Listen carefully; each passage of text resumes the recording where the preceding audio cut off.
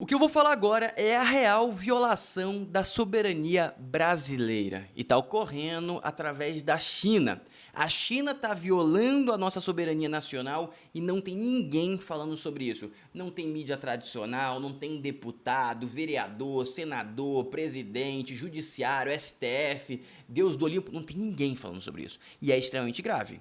E antes que qualquer pessoa fale, isso é fake news, esse relatório que eu vou mostrar, essa entrevista que eu vou mostrar, é feita pelo CEO da maior empresa de cibersegurança do mundo.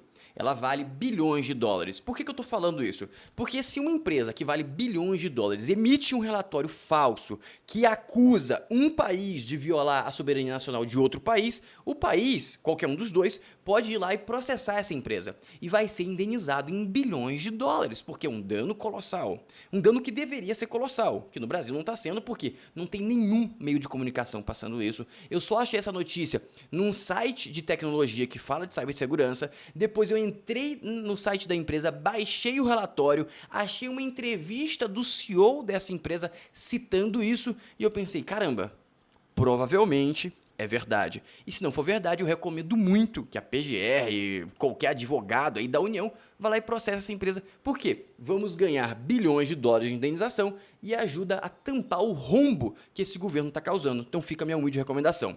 Dito isso, também vou falar das falas, que na minha humilde concepção eu vou explicar para vocês tirarem as próprias conclusões, falaciosa do Haddad. Existem 800 bilhões de reais de renúncia fiscal. Amigo, piada, tá? Piada, eu vou te explicar o porquê isso é uma piada. Antes de começar, já se inscreve no canal, ativa o sininho e também curte o vídeo. Por quê, Floriano? Porque dessa forma o YouTube vai entender que esse vídeo tem uma alta relevância, vai indicar para mais brasileiros assistindo esse tipo de vídeo, menos voto para o Lula em 2026. Então faça essa parte que eu vou fazer a minha. Vamos começar aqui de uma vez por todas. Primeira notícia que eu vou trazer, essa aqui mesmo, Haddad. Brasil tem caixa preta de 800 bilhões em renúncias fiscais. O que ele quer dizer com isso? Basicamente, existem empresas brasileiras que não pagam impostos porque tem algum tipo de benefício.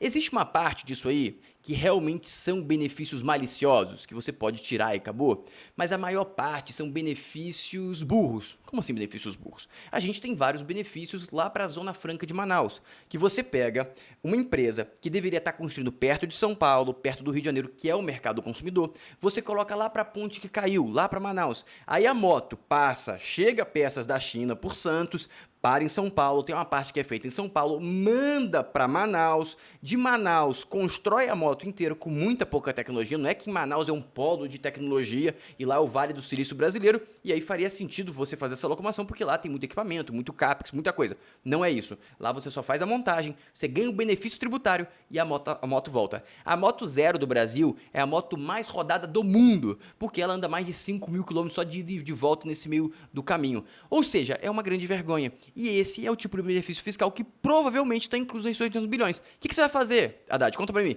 Vai cancelar o benefício da Zona Franca de Manaus? No dia seguinte, Manaus quebrou, né? Porque não vai ter mais nenhuma fábrica lá. Não existe viabilidade financeira para estar lá. Só existe viabilidade financeira por causa da isenção fiscal. Vai fazer isso? Eu acho que não, né? E aí você tem vários casos disso. Você tem benefício fiscal lá no Nordeste, que uma empresa farmacêutica que deveria também estar aqui no Sudeste, porque é o mercado consumidor, vai lá e abre uma fábrica lá no Nordeste. O que acontece? O medicamento vem para cá. Essa parte do medicamento nem é tão pesada. Por quê? Porque basicamente esse translado, como é um produto de alto valor agregado, não pesa muito, não gera tanta inflação quanto em uma moto, que é um negócio muito grande, tem um valor agregado, só que é muito grande, fica caro o transporte. Medicamento não, você vai colocar num caminhão, alguma coisa, mas você vai estar ali 100, 200 milhões de medicamentos para fazer uma transição rápida, ou muitas vezes em até de avião, dependendo do ticket do medicamento. Ou seja, não tem tanto aperto, sabe? Mas, no caso de muitos produtos como televisão, rádio e tudo mais, você gera uma inflação de tabela por causa dessa isenção. E eu te pergunto, Haddad, vai tirar? Não vai tirar. Então tá falando balela por quê? Porque ele sabe que o PT roubou a educação do brasileiro e o brasileiro não vai conseguir ter esse raciocínio que eu acabei de explicar. Por isso é importante você compartilhar esse tipo de vídeo, pra gente explicar a população e não ser iludido. E agora vem mais um ponto da questão da ilusão do governo. Nova versão do Vale Gás irá isentar cerca de 22 milhões de famílias por botijão, diz Lula. Isso vai custar mais ou menos 2 bilhões de reais. Da onde vai vir esse dinheiro? Exatamente do seu bolso, do meu bolso, vai gerar inflação e vai piorar a nossa vida. A mesma coisa está acontecendo com conta de luz. Isenção dos mais pobres será paga pela classe média, diz estudo. Só que não será paga diretamente. Como assim, Fernando? Vai aumentar minha conta de luz? Vai aumentar, mas não vai aumentar tanto. O que eles estão fazendo, tá? Eles vão cobrar uma parte da sua conta de luz e a outra parte, que vai ser a mais relevante, vai cobrar do pequeno empresário, pequeno e médio empresário. O que vai acontecer? Esse pequeno e médio empresário vai ter 30%, 40% a mais de conta de luz. O que ele vai fazer? Vai aumentar o preço do produto. Quem consome esse produto? A classe média. Logo, a classe média vai pagar uma parte na própria conta de luz e a outra parte em inflação. Dessa forma, você não vê que você está pagando e ele tenta adquirir esses votos aí de 44 milhões de pessoas, o que é mais uma vergonha. Dito isso, agora vamos para a parte mais impactante desse vídeo aqui, tá? Que é a questão do Lula e da China. Lula oferece base para chineses lançarem foguete. É peculiar essa relação do Brasil com a China. É muito peculiar. Por quê? Porque a China, ela tá agregando o Brasil em quê? Ela tá enchendo o Brasil de carro da BYD, o que é legal porque tá vindo abaixo do preço, só que vai começar daqui a pouco quebrar as montadoras. Se por acaso o Trump melhorar a parceria com a China, ou seja, reduzir os impostos, acabou as montadoras brasileiras.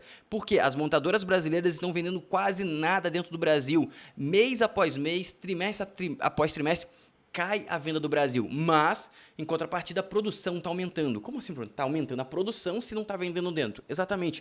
Eles estão exportando muito. Por quê? Teve a briga lá com os Estados Unidos e China e a viabilidade de você comprar carro da China caiu, logo eles estão comprando do Brasil, das montadoras do Brasil. Até que faz um certo sentido se é bom pra gente. Só que se resolver esse conflito, vai entrar água nesse barco. Por quê? Porque a gente está recebendo tanto, mas tanto carro da China, com um preço abaixo de praticamente custo de produção, porque está sendo subsidiado pelo governo chinês, que do nada, se parar isso, as montadoras vão começar a demitir e fechar. E tem outro ponto, tá vindo umas marcas que nem você conhece, nem eu. Eu vi uma marca OEA, nem sei, uma marca que eu nunca tive na vida, nem de estudo mesmo, que eu conheço algumas marcas chinesas que nem estão no Brasil, porque eu estudo, eu acompanho o mercado, umas marcas X, assim, que lançaram 10 mil carros aqui no Brasil, já exportaram, tá aqui no solo brasileiro já, e tá rodando anúncios no Facebook e tudo mais, tô recebendo esses anúncios, ou seja, é muita marca, é mais marca, a gente tem a BYD, tem a GWM, tem essa que é a OM, não sei, né, é uma sigla estranha lá,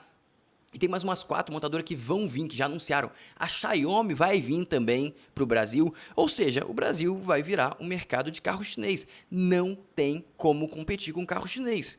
Dito isso, essa relação do Lula e da China é complicada. Por quê? O que o próximo governo vai fazer? Vai tirar esses carros? A população vai aceitar? Eles vão entender que a economia brasileira está sendo ameaçada? Não vão entender, vão deixar esses carros e a gente vai matar a nossa indústria de carros. Não que eu acho que a nossa indústria é muito pujante, mas é preocupante. Isso deveria ser feito de forma mais racional e também com uma estratégia mais clara. E se for deixar a China entrar, tudo bem, mas faz um vínculo mais literal, pensa de forma estratégica, e é por isso que a gente perde toda hora. Dito isso, agora vamos para a questão de licitação diretamente.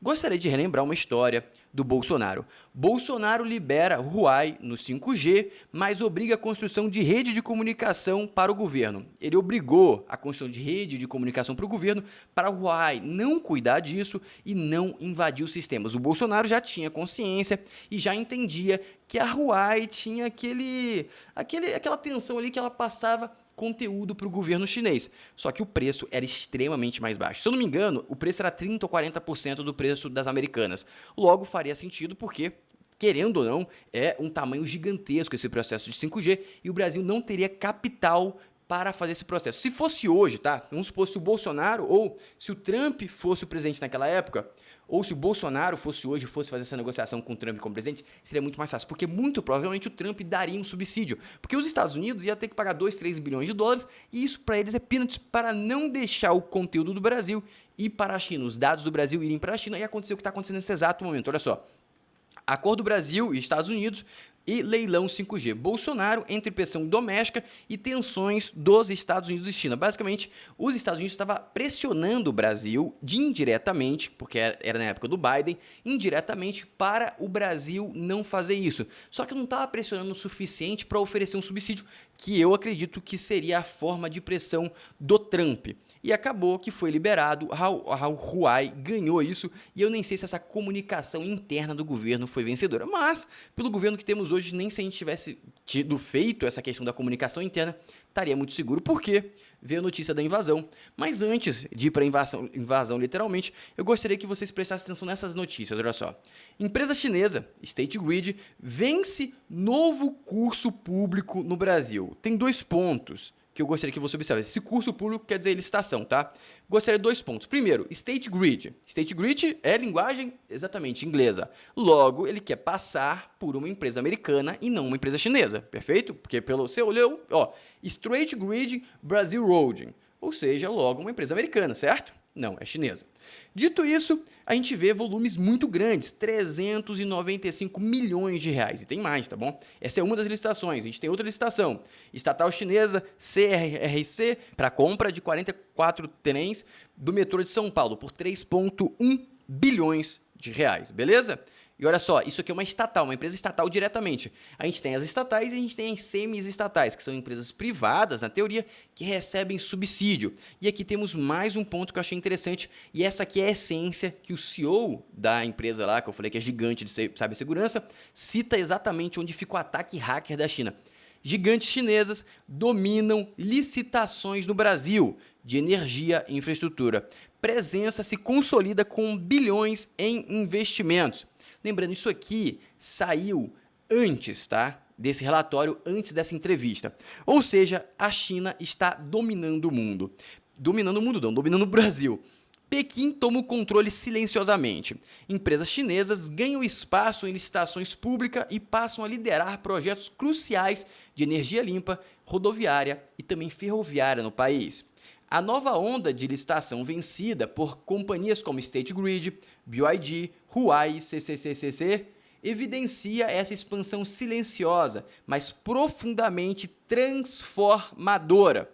Esses aportes somaram mais de 66 bilhões de dólares, com tendência de crescimento desde 2023, especialmente em projetos ligados à transição energética e à digitalização de serviços.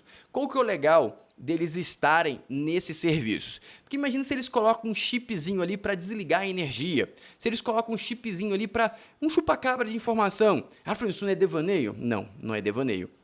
Só para vocês terem noção, que eu li no livro, tinha uma história que basicamente a Rússia deu de presente, tá? Deu de presente para os Estados Unidos um mural, alguma coisa que estava dentro do Salão Oval. Depois de 15 anos, 12 anos, eles encontraram uma escuta que não tinha bateria, não tinha sinal, que para a Rússia conseguir captar o som, ele tinha que estar a 1 ou 2 quilômetros de Washington, ali da Casa Branca, e eles conseguiram captar isso.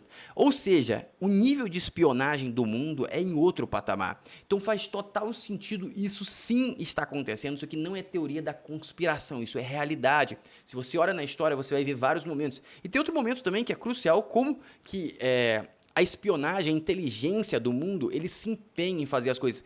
Lembra daquela questão de Israel, que tinha aqueles walkie-talkies que explodiu em cima do Hezbollah?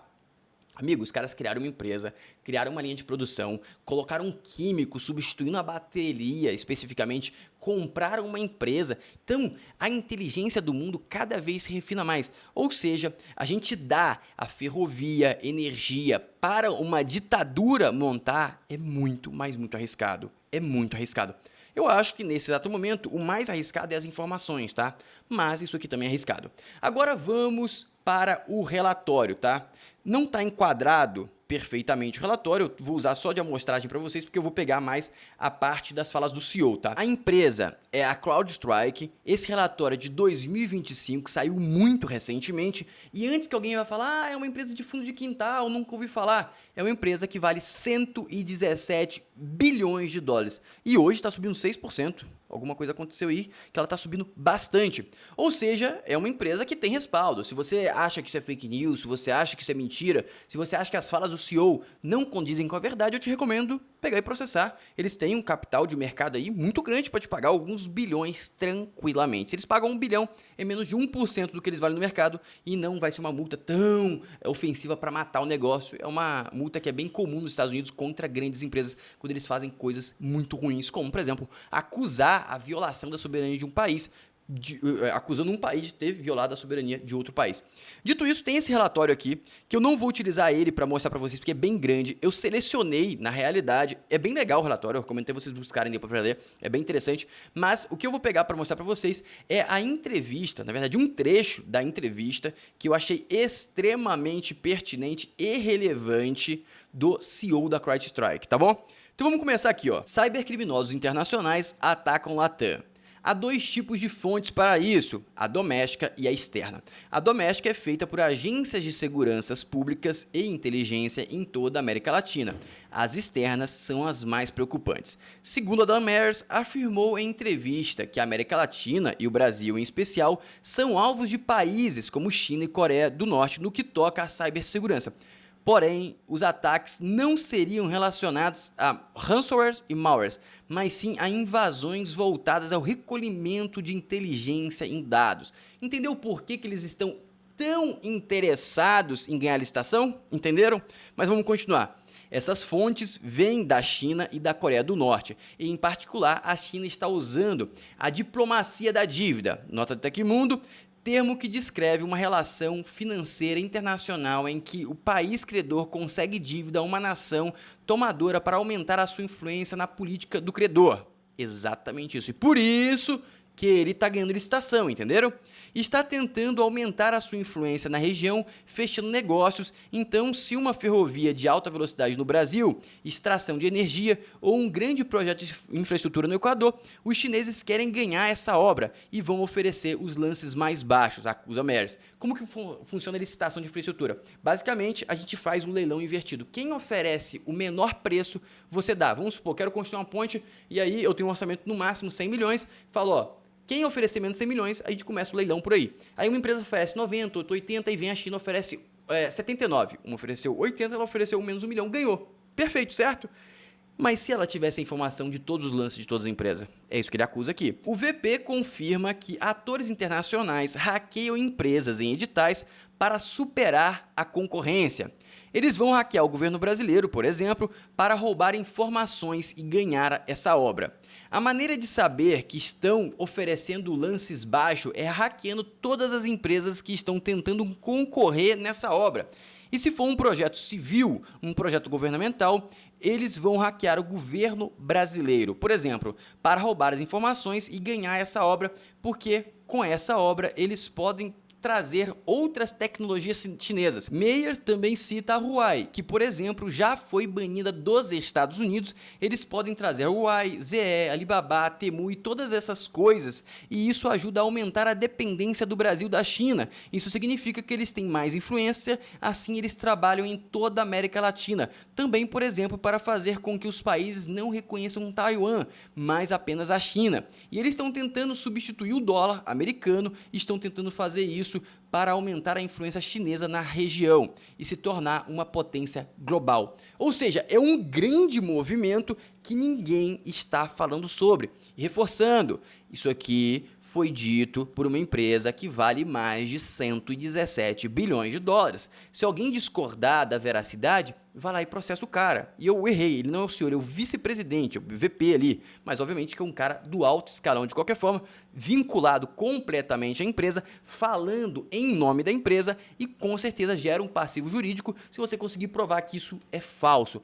Logo, o governo brasileiro não está fazendo nada e, na minha humilde concepção, está piorando, porque agora a gente está aumentando ainda mais a nossa relação e eu não sei o que a gente vai ganhar com esse negócio de lançamento de foguete da China no Brasil. Realmente eu não sei.